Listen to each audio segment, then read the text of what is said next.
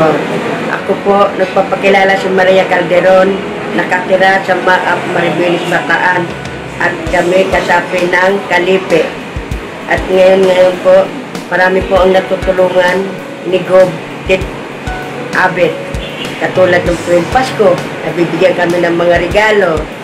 At natutulungan din po kami sa mga training ng pangkabuhayan ng pangkababaihan. Tulad doon sa Tinginin, Marina, yun. At lahat marami pong salamat. Maraming salamat po sa mga itinulong nyo sa amin. I am one with one Bataan.